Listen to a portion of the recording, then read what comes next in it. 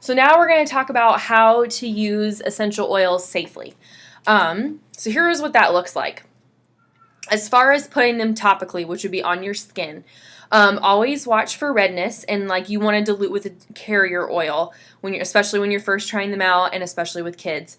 Their skin's much more permeable, and so it absorbs the oils more quickly. And you want to dilute so that way you can see how they have a reaction to it, and you yourself as well. Some oils you might be more sensitive to, and you need to dilute a little more heavily than you would other ones.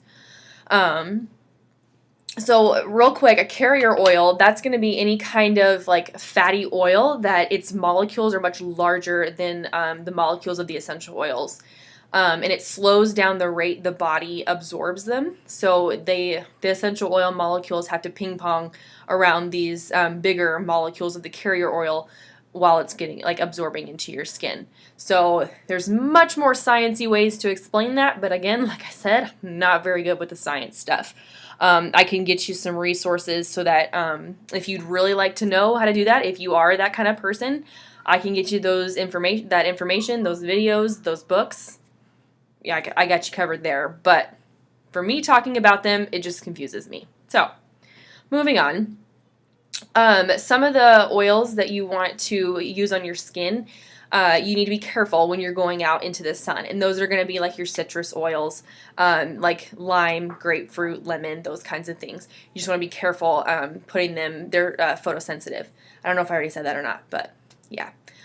Also, putting topically, you want to be careful when you're putting them near your eyes. Peppermint is a very hot oil, but sometimes, like for just kind of soothe like a stressful environment, I will put it on my temples. But when I put it on my temples, I have to dilute it way down because it's so potent. You can start to like even diluting it, I can start to feel it like on the corners of my eyes. I can feel like the burning sensation.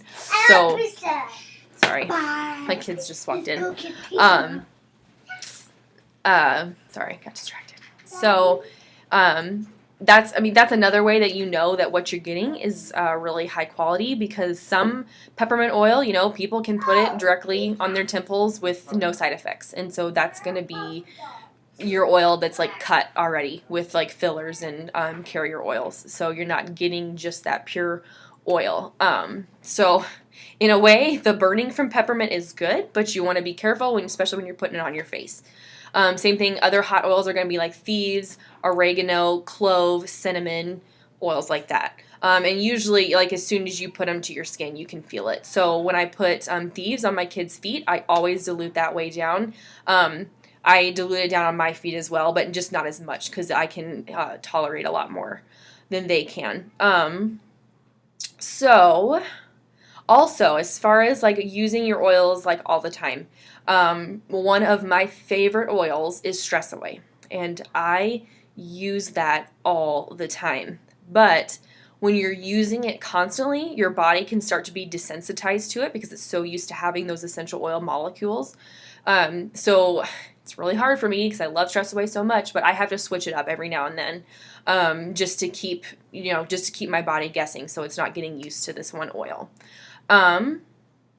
Now moving on to like internal use of essential oils. NAHA is one of the top aromatherapy schools in the United States. They don't advocate for essential oils for internal use. And the reason they don't is because most oils companies don't carry GRAS, generally regarded as safe essential oils. And those have been cleared by the FDA.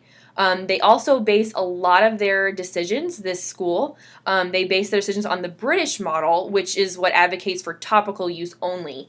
Many of the British studies are flawed. For example, they're done at extremely high doses or in ways the oils aren't used, like pouring a whole bottle of essential oil inside the body, which you don't do that. Young Living utilizes all three methods, British, French, and German. We touched on those earlier. The French have been safely using some essential oils internally for decades, internally. Young Living has created a Vitality line with distinctive labels. Those are going to be your white labels versus the colored labels. And you can easily recognize which ones are safe to take internally. So yeah, that's our Vitality line, and some of those come in your starter kit, and we'll go over those as well. And a lot, whenever you have like a recipe that I've posted, that's going to be using the Vitality oils. So, all right, that's on essential oil safety. So now we're going to start looking at like the flip side on the chemicals that we have in our home and replacing them.